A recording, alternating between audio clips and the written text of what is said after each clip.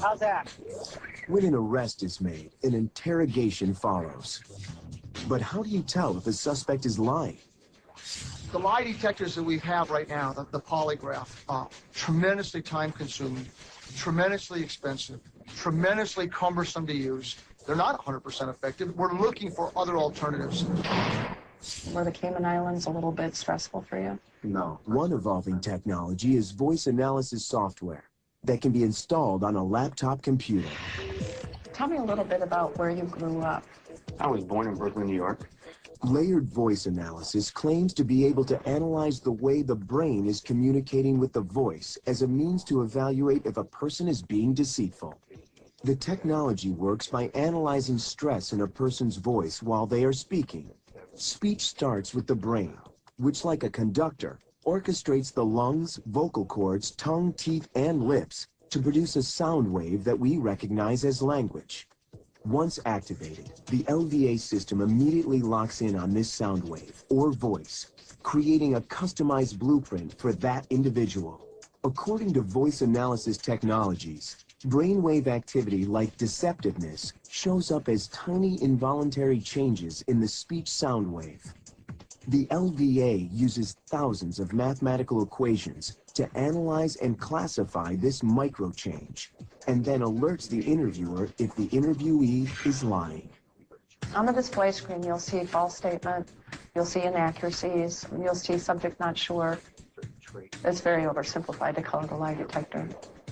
What it is an investigative focus tool. The investigator is always going to use his gut instinct or her gut instinct to be able to focus on what they need to ask the suspect. What the technology does is sometimes they come up with things that they really didn't anticipate, and they can focus in on those questions a lot more effectively. While the legitimacy of this technology is debated, its potential could be significant. What advantages it has over the conventional devices is that the first thing is it requires no cooperation by the suspect. We don't have to wire them up with galvanic skin responses or respirators. It does it in real time.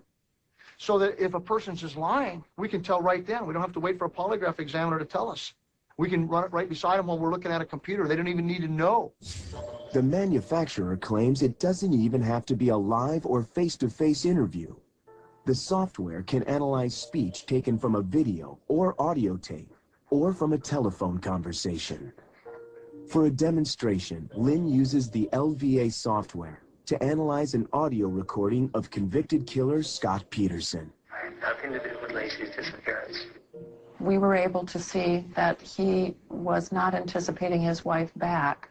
I know that there's a nation that wants to bring her home. It's really sad. He didn't have an emotional attachment to what he was talking about. It was a false statement. To see this technology work, Dave undergoes questioning by Lynn. Go ahead and describe the room. Okay, we're in a classroom-style setting. We have several tables and chairs. Tell me a little bit about the neighborhood. It's a residential community. The school is, my kid's school is 5 minutes up the street from the house. Do you get to spend a lot of time there? No. I'm on the road quite a bit with my job. Have you ever been to Bermuda before? No, never. So where did you go on your last vacation? I don't recall one. Okay, Lynn, now that I bared my soul to you, what did it tell you? I learned that you have a very, very deep attachment to your children. You really do like sports.